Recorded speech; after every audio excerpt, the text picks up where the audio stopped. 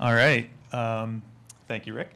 As Rick said, we're going to go through in more detail exactly how we're looking at the future of brand love and measuring it. But before we get too in the weeds on that, I do want to give Becky Bauer, the Managing Director of Brand and Marketing at CLA, a chance to talk a bit about why she joined us in this initiative. I am so excited to be here. So hopefully my why is transparency on the challenge, but also my why is about the excitement of what's possible and what we're working with the Shipyard on. So this case study, I am the guinea pig, 100%. So Clifton Larson Allen, CLA, is a professional services firm, and we were actually a merger of equals in 2012. Since 2012, we have doubled our revenue. We're now a $2 billion organization. We've increased our geographic footprint to over 130 locations. We launched a global network, and that growth, for me as a marketer, was explosive. That was acquisition, that was organic, and that was green space. Over all of that growth, what was happening is the awareness of our brand was struggling. We had a lot of legacy brands across the U.S. that wanted to hold on to their names, assumed the CLA name, and we were struggling. So Huntington Bank, I can relate on so many levels when you enter a new community. Next time you go to Minneapolis, I'll fix it for you. There was an opportunity in 2020 then to restructure the marketing team, to really get to a strategy around how we were going to market. So 2020, we reorganized the team. 2022, we put our money where our mouth was, and we worked with the Shipyard on something incredible, and that was a major media investment in our brand awareness campaign. So it was a big leap for us, but we knew before we could go into market, we needed to understand our brand health. We knew it was hurting. How many of you in the room have heard this statement? Well, nobody knows us. Maybe if, and they give you some ridiculous idea, right? And you're like, no, we're not going to do that. We're not going to do that. So we sat down with the Shipyard, and those ridiculous ideas weren't from us, right? Absolutely not. Absolutely not. So we sat down with a third party. We sat down Shipyard at the table. We were talking about a brand health study. We needed to know our foundation and what those metrics look like. And it's so good to see you, by the way. So we said, you should, yes. So we actually sat down, and I think it's fair to say, Blake, it was painful. The survey, you understand what you're trying to accomplish, but when the numbers started coming in and the analysis was done, it was hard. It was hard not to challenge what they were seeing and saying. So what we did is we grabbed internal metrics, things that I knew I could actually pair and talk to Blake about, and to say, well, wait, our web analytics are saying this, but wait, our social analytics are saying this. I'm not sure what they're saying is right. So what we had to do was scramble, make sure that we had something foundational, and we did. We pulled it off. But what Blake is going to show you is something remarkable of how we go forward. I have my foundation. That's what I needed. But I need a better way to measure and maintain brand health, not in one study, but rather all year long and as I go forward. And Blake, the Shipyard, you guys are giving me that opportunity, and I'm really excited and proud. So thank you. Thank you. All right, so getting into exactly what that exciting opportunity is, we're calling it Pulse. We do believe it is the future of measuring brand love. So the CLA challenge, which Becky just articulated, is a very common one. I think there's a lot of dissatisfaction with brand surveys. As she just indicated, brand survey says one thing, but you're not seeing that in the marketplace, regardless of financial institution or for a retail brand, whatever it may be. You may have a survey that's not lining up with what you're actually seeing happening. Oh, our brand health is great. Why aren't people buying? So being better able to connect those dots is a consistent challenge. Building on that is there's more data than ever. There's more fragmented and siloed data sources than ever. And connecting those pieces and parts to how people truly feel is not necessarily going to always be intuitive. And then in CLA's case, they have a lot of resources, but to Becky's point, limited awareness. So to solve for all that, we launched Pulse, which allows us to do a number of things. The first step is really to, there's all those different data sources. The first step is to consolidate them, get them all into one place so that all those metrics are talking to one another. Excuse me. And then from there, you need to model that behavior. So not just what people are saying, which is what brand health surveys typically are going to tell you, or social listening. Those are key factors, but also what are they doing? And then through that modeling, we can better identify the brand love process, the emotional funnel, if you will. People don't fall in love with a person, a brand, anything overnight. Just the same way that, if you're purchasing a product, there's a conversion funnel. In the same way, falling in love with a brand is a conversion funnel. It's an emotional funnel. So understanding how the different pieces and parts and all the different actions play together. And it was said earlier today, I think it was Michael with Marzetti, brand love isn't a feeling or a metric, it's both. And that's really what Pulse pays off on. So in the case of CLA, talking about the data ecosystem. So when I say getting all the different pieces and parts together, that included in their case, website performance, social listening. So we are taking into account what people are saying. It's not that what people say isn't important, it's that it's just one piece of the puzzle. We're also taking into account what are they doing in social media, what are they doing in paid media, what are they doing on the website, what are all the different ways that someone can show your brand love, and how do you measure them together in a meaningful way. So that was the first step, was consolidating that vast ecosystem into one designated place. And then we ran our proprietary modeling on it to determine what that brand love score is. So right now, CLA is first pass brand love score is 53.55. It's on a 100-point scale. So that may look bad. It may not feel as high as Becky may have wanted it to. Thank you, Blake. But when you look at the key thing here is that it's not a singular score. It's one. The 53.55 is made up of different components of that funnel that I just talked about. And so the key here is not just to say, oh, it's a 53.55. That's good. That's bad. That's in between. You want to understand, why is it a 53.55? Why is it this number? And what are the different levers we can pull to improve upon that score? Instead of just a static score that you don't really know what to do. There's no prescription of how to improve it. So we're offering not just a score, but our component scores.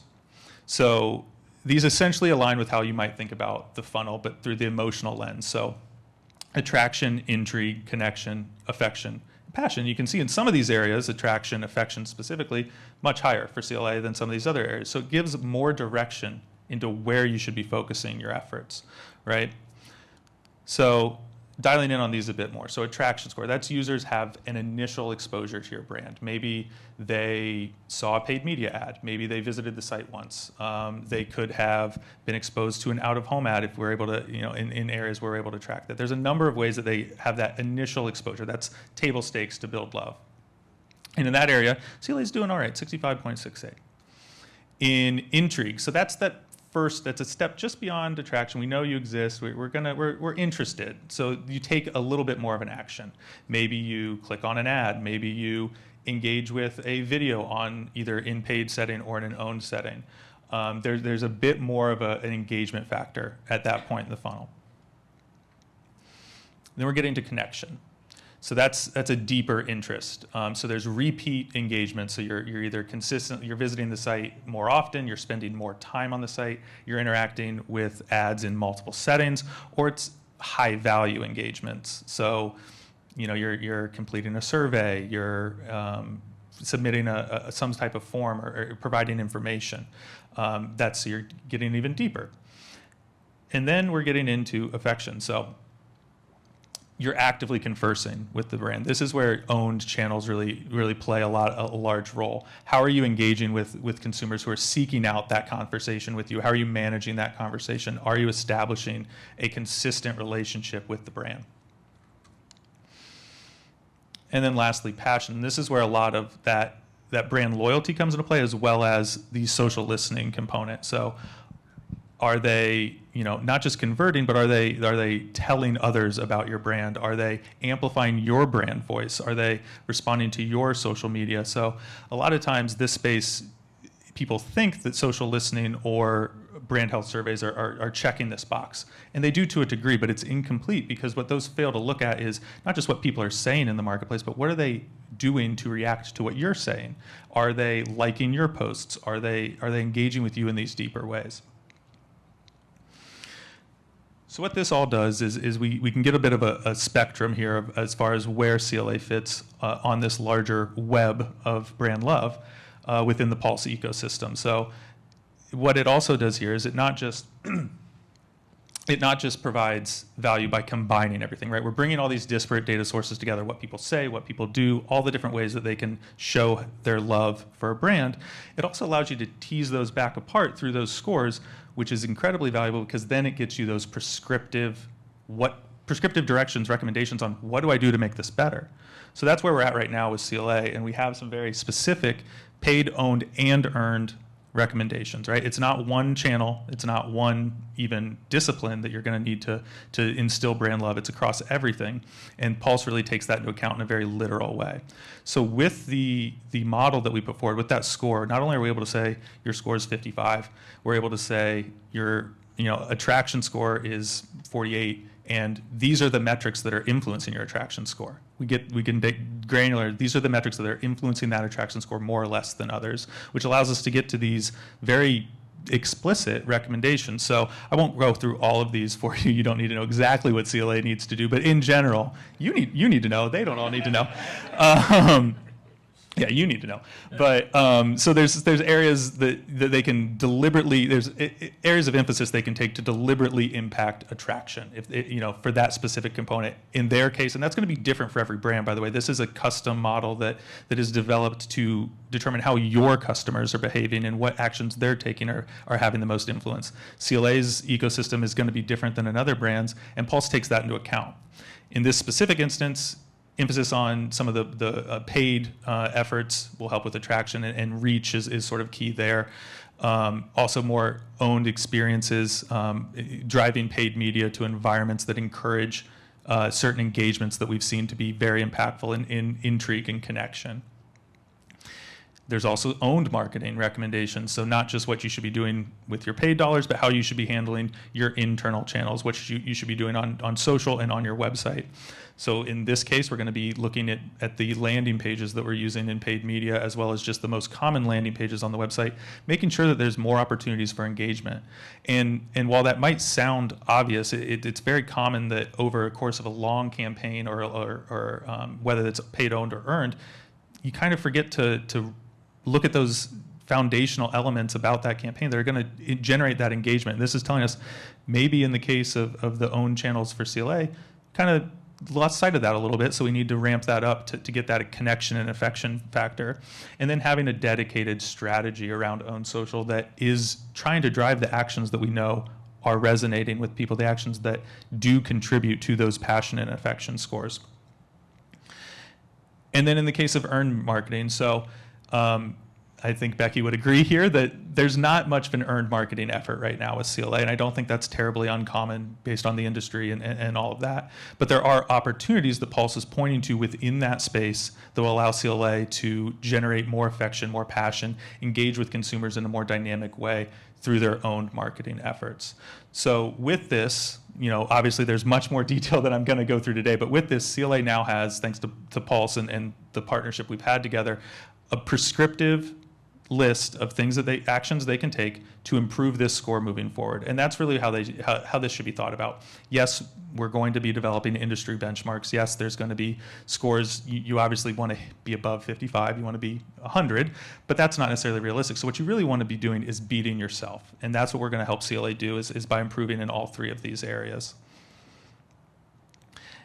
And for those who have maybe even more to latch onto, CLA's ecosystem is a snapshot of everything that Pulse can take into account. We're running this obviously with other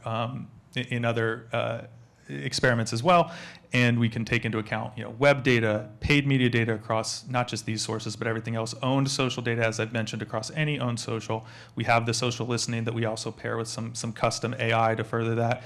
Email, retail sales, really any data point you have. Pulse is a flexible model that allows all of those inputs, all of those ways the consumers can interact with the brand to be measured and taken into account to understand, again, how are consumers falling in love with your brand? How are they traveling through that emotional funnel? And how do you get more of them at the right points in the funnel? Understanding where you're dropping the ball and where you're excelling can allow you to be more tactical and precise in your dollars in how you're generating brand love. And it's a step forward from what brand health surveys, social listening in isolation have provided in the past. We're very, very excited about it. And with that, are there any questions? This is a really awesome tool. Are you able to take into account the competitive set? So in this example, like what are their competitors doing better, or where are they ranking better on those scores? Yeah, so that is an input. Specifically, it's most impactful in the social listening space, so we can determine not just how CLA is scoring with respect to the social listening, but also how their competitors are. That's the primary space it factors in. We can also include, not relevant for CLA, but with some other, if there's retail sales data, that a lot of times we can get that for competitors as well. That could be factored in. So yes, it can account for. There's an area of the model that considers non-brand terms that are competitor terms to give you a sense of, you're not going to get a full score for your competitors, but a general sense of where you are performing relative to them. Any other questions? Blake. Oh, yeah, we got one more. Thank you. That was awesome. I'm actually curious, like, when you think about different audiences that a brand would want to reach, is this tool sliceable by audience? Like, is one audience having a better sense of brand love versus another? Yeah, so that's a great question. We've also thought about that in respect to brands with certain geographic footprints and things like that as well, right? So essentially, so long as your marketing plans take that into account, Pulse can take that into account. It's the old adage: good data in, good data out; bad data in, bad data out. So if the data we're given to work with allows us to segment that on the front end, then absolutely Pulse can take that into account.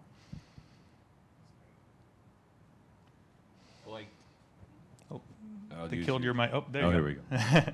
All right.